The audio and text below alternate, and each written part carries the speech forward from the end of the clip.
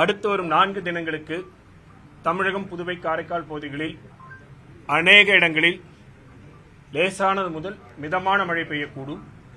கனமழை பொறுத்தவரையில் அடுத்து வரும் 24 மணி நேரத்திற்கு கடலூர், மயிலாடுதுறை, காரைக்கால், நாகப்பட்டினம், திருவாரூர், தஞ்சாவூர் ஆகிய மாவட்டங்களில் ஓரிரு இடங்களில் கனமழைக்கான வாய்ப்பு இருக்கிறது.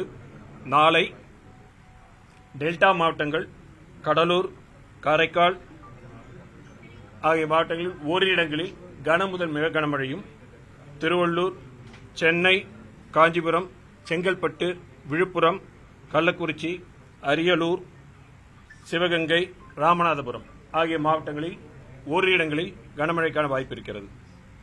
12ஆம் தேதி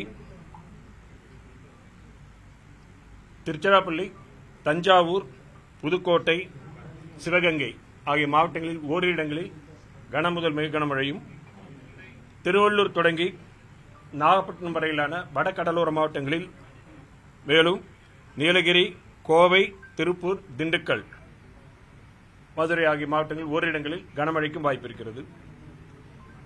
13ஆம் தேதி தென் தமிழக மாவட்டங்கள் மற்றும் மேற்கு மலை தொடர்ச்சி ஒட்டியுள்ள மாவட்டங்களில் ஓரிரு இடங்களில் கனமழைக்கான வாய்ப்பு உள்ளது.